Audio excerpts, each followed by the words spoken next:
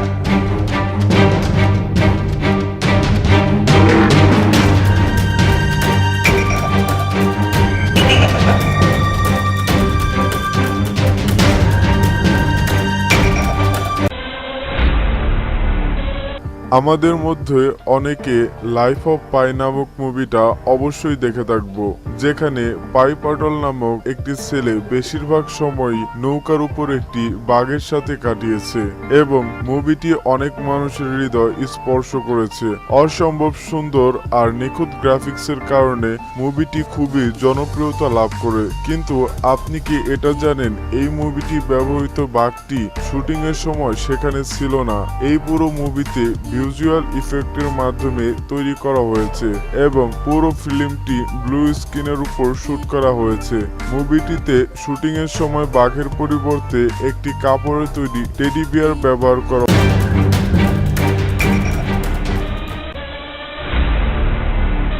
আচ্ছা, আপনি কি গেম অফ থ্রোনস এর 7 সিজন দেখেছেন? উত্তর যদি হ্যাঁ হয় তবে আপনার এই সিনটার কথা অবশ্যই মনে থাকবে, যখন খালিসের ড্রাগন পুরো আর্মিদের উপর অ্যাটাক করে বসে আর তাদেরকে পুরোপুরি জ্বালিয়ে পুড়িয়ে শেষ করে দেয়। বলা হয়ে থাকে এই সিনটি শুটিং করতে অনেক কষ্টকর ছিল, কারণ শুধুমাত্র ড্রাগন ছাড়া এখানকার সব জিনিস সত্যি ছিল। সকল অ্যাক্টরদের এটা কল্পনা করে অভিনয় করতে হয় যে আকাশে একটা ভয়ঙ্কর ড্রাগন উড়ছে।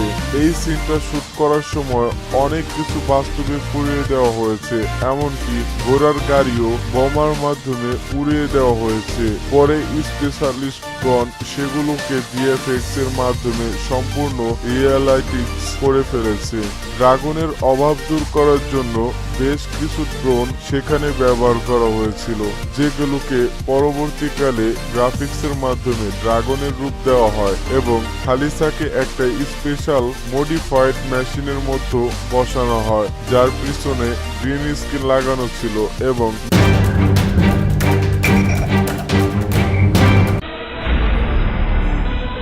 মোগলি মুভিটি সম্পর্কে শোনা মাত্রই আমাদের মাথায় ভেসে ওঠে অসম্ভব সুন্দর জঙ্গল আর বিচিত্র প্রজাতির পশু পাখি, কিন্তু আসলে এই মুভিটির শুটিং কোনো জঙ্গলেই হয়নি।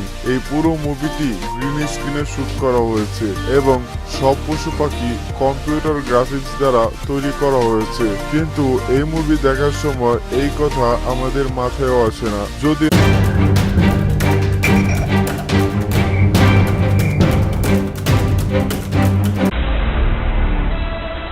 বন্ধুরা, pirate of the Caribbean best visual ইফেক্টের জন্য অস্কার অ্যাওয়ার্ডও দেওয়া হয়েছিল। আর কেনই বা অস্কার দেওয়া হবে না, কারণ এই ফিল্মে ব্যবহৃত প্রত্যেকটি ক্যারেক্টার এমনভাবে ডিজাইন করা হয়েছে যা দর্শকের হৃদয় স্পর্শ করে গেছে। এবং এটা আপনিও জেনে থাকবেন যে এই ফিল্মটি এখন পর্যন্ত কতগুলো পার্ট রিলিজ করে গেছে। তো যদি আমরা ডেভি জোন্সের কথা ভাবি তবে বলতেই হবে তিনি এই ফিল্মটিতে জীবন প্রদান করেছেন। ফিল্মটির প্রধান অ্যাক্টরের চেহারার উপর সবসময় অক্টোপাসের মতো টেন্টিকালস নাড়াচাড়া করতে থাকে, যা তাকে ভয়ঙ্কর একটা লুক দিয়েছিল এবং এমন ধরনের ক্যারেক্টার তৈরি করার জন্য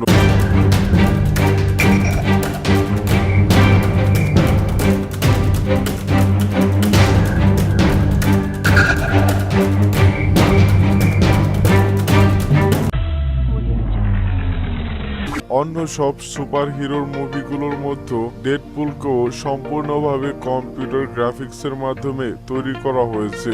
এই মুভির প্রত্যেকটি সিনের জন্য স্পেশাল গ্রাফিক্স ব্যবহার করা হয়েছিল।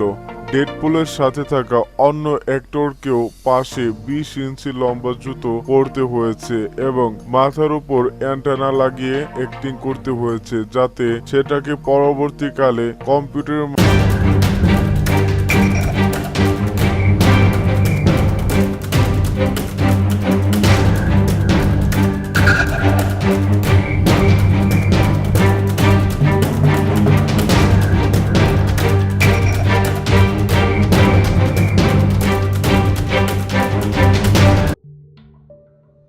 Please subscribe to my channel by clicking that red subscribe button